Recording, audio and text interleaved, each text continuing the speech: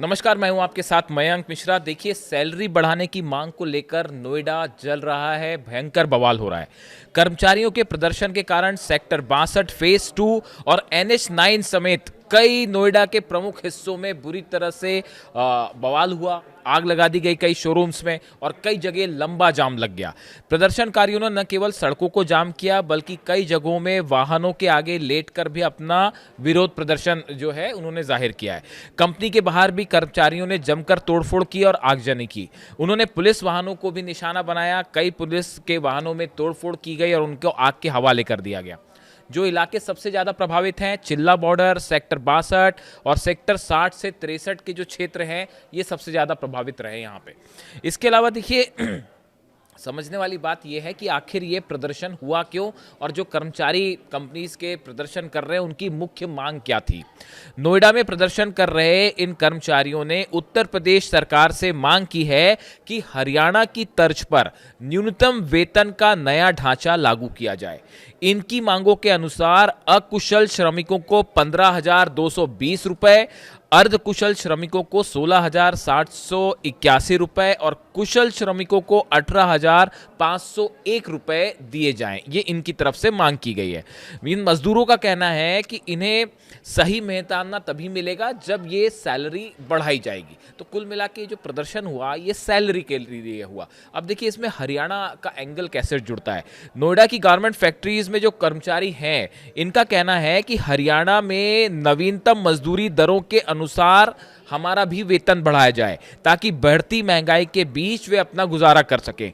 उनकी मांग है कि जब बगल के राज्यों में 35% तक न्यूनतम मजदूरी बढ़ाई गई है तो सरकार उनकी भी मजदूरी बढ़ाए। देखिए उनका कहना ऐसा है कि जिस तरह से हरियाणा में सैलरी बढ़ाई गई, मजदूरी बढ़ाई गई, उसी के अनुरूप नोएडा में भी जो कंपनीज हैं वो उनकी सैलरी बढ़ाएं। और इसको जो मुख्य प्रदर्शन था, मुख्य मांग थी, वो यही थी। देखिए मैंने कई उन कर्मचारियों को सुना कि आखिर वो क्या चाहते हैं, तो उनका कहना यही था कि भाई जो बगल वाले राज्य में सैलरी बढ़ी है वैसे ही हमारी भी जो है कंपनीज में सैलरी को बढ़ाया जाए। हम आपको दिखाते हैं कि जो प्रदर्शन करने वाले लोग थे इन्होंने क्या मांग की। इस वक्त हम तमाम जो श्रमिक कामगार मजदूर हैं इनके साथ बातचीत करने की कोशिश करते हैं। क्या मांगे आप लोगों की? हमारी सरकार ने रखी है मांग 783 रुपए 8 घंटे की और कुल मिला के जोड़ के बनती है 20,000 रुपए।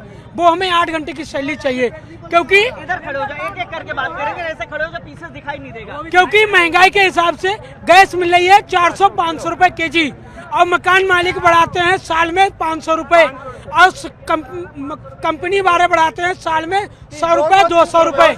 इसलिए हमने हड़ताल करी है। हमारी सैलरी 18 से 20,000 होना चाहिए 8 घंटे की, प्लस से ओवर टाइम डबल। कुछ महिलाएं, इनसे भी बातचीत करने की कोशिश करते हैं। आप भी हैं, क्या मांगे हैं? जिस तरीके की मांगे कही जा रही है, गैस को लेकर दिक्कतें हैं, क्या कहना चाहती हैं आप? सर हमारी सैलरी 13-13,500 देते हैं, उसमें इतना टारगेट मांगते हैं, ना टॉयलेट करने जाने देते हैं और बिठा के रखते हैं। जरा सा भी कहीं चले जाओ, जिस हिसाब से हमें हमारा टारगेट जिसको मांगते हैं ना उस हिसाब से हमारी सैलरी बढ़नी चाहिए। और बदतमीजी से भी बोलते हैं, अगर जरा सा भी आप कुछ बोलोगे तो बदतमीजी से बोलेंगे। और जिस हिसाब से इतनी महंगाई बढ़ रही है उस हिसाब से हमारी सैलरी भी बढ़नी चाहिए। कुछ लोग और इनसे बातचीत करते हैं। आप क्या कहना चाहते हैं, किस चीज को लेकर कहना चाहते हैं? सर आज की डेट में एक हेल्पर की 11,000 सैलरी है। आप बताइए 11,000 में पेट पलता है? 4,000 रूम का किराया, गैस 4,000 रुपया सिलेंडर आ रहा है, उसके बाद महंगाई इतनी बढ़ रही है और 100 रुपया बढ़ाएंगे साल का, उससे क्या होता हमारी सैलरी 20,000 होनी चाहिए। 20,000 होनी चाहिए, हेल्पर की 15,000 होनी चाहिए कम से कम में, तब जाके गुजारा होगा, हमारा पेट पलेगा। इतने में नहीं होता सर, और सुनने वाला कोई नहीं हमारा। 9 से 9 ड्यूटी करते हैं हम लोग, इतना थक जाते हैं, वो हम ही लोग जानते हैं कि कितनी मेहनत करते हैं, तब जाके हमारे 15, 16, 17, 18 इतने होते हैं, वो भी पता नहीं चलते।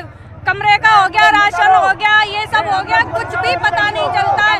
तो इस हिसाब जहाँ तक यही कहना है कि जिस हिसाब से हमसे बोला जाता है, टारगेट मांगा जाता है कंपनी वालों से, यही कहना है मेरा कि जिस हिसाब से प्रेशर से बोलते हैं कि टारगेट चाहिए, हमें घंटे में इतना चाहिए, चाहे कैसे भी बनाओ तुम, और हम देते हैं। पानी पीने नहीं जाते, टॉयलेट करने नहीं जाते, बैठ के टारगेट देते हैं उन लोगों का। तो इस हिसाब से हमारी सैलरी भी होनी चाहिए, हमारा अधिकार है, हमें हमें हमें हमारा अधिकार चाहिए। क्या कह रहे हैं? कंपनी के स्टाफ वाले हैं, उनका 10,000 बढ़ जाता है, 20,000 साल का बढ़ जाता है, यहाँ 100 रुपया बढ़ता है सर। वो हमारे पे ध्यान नहीं देते बिल्कुल भी, ठीक है। 2 लाख 3 लाख उनको मिलता है, हमें 11,000 मिलता है सर। बताइए 11,000 में क्या गुजारा होगा हमारा? 11,000 में पेट पलता, 20 बच्चों का पेट पड़ जाएगा, बच्चे पढ़ लेंगे, नहीं होता सर। उसमें क्या कह रहे हैं? सर स्टाफ का इन लोग का साल भर में 10-10 हजार रुपये बढ़ता है इन लोग का, हम लोगों को नहीं बढ़ रहा है। स्टाफ इतने प्रेशर डालता है ना कि सारा लंच में भी मशीन चलवाता है। यदि इनकी सीमेंट फंसे तो हम लोगों को जबरदस्ती नाइट लगवाते हैं और दारू पिला के भी काम कराते हैं। यदि हम लोग अपनी मर्जी से पी ले तो कहते हैं कि दारू पी करके आके हंगामा कर रहा। ये स्टाफ वाले ऐसे हैं। आप क्या कह रहे हैं? सर जी हम ये कहना चाह रहे हैं कि चाहे वर्कर हो चाहे कोई भी हो, सबकी एक समान सैलरी होनी चाहिए, क्योंकि हमारे ही बच्चे हैं, हम हेल्पर हैं, सर, हमारी भी एक समान सैलरी होना चाहिए। एक एक करके बात करेंगे, एक एक करके। हाँ। एक समान होना चाहिए सैलरी सब सबकी सर।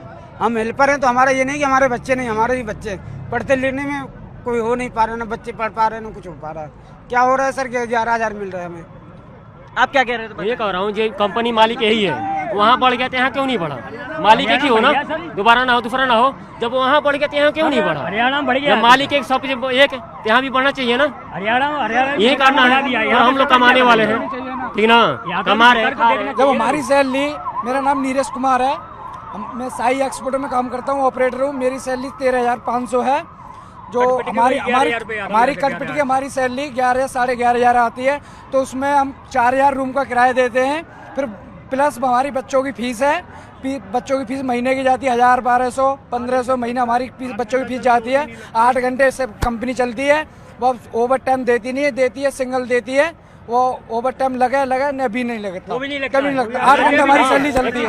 सर हम लोगों के बच्चे की नहीं है क्या? हम लोगों को हक नहीं है बच्चों को पढ़ाने का? सर स्कूलों में हर 2 महीने बाद, हर 5 महीने के बाद में सर स्कूल की फीसें बढ़ रही है, क्या हम 11,000 में अपने बच्चे पाल सकता हूँ? सर 11,000 में क्या बच्चे पाल सकता हूँ? रोज हर स्कूल में हर जगह की महंगाई बढ़ रही है, सिलेंडर 4 का हो रहा है, हर चीज की महंगाई बढ़ रही है। शोर करेंगे, किसी की आवाज नहीं जाएगी। शोर नहीं करिए। देखिए एक एक करके एक एक आदमी अपनी बात रखेगा, हम सुनेंगे। एक एक करके रुक जाइए। सर हम कुछ नहीं जानते। हमारी सैलरी 8 घंटे की 18 से 20,000 होनी चाहिए, हमें ओवर टाइम नहीं चाहिए। हम 8 घंटे काम करेंगे, हमारी सैलरी 18 से 20,000 होनी चाहिए। जितनी हमारे हरियाणा में बढ़ी है, इतनी हमारे यहाँ नोएडा में बढ़नी चाहिए।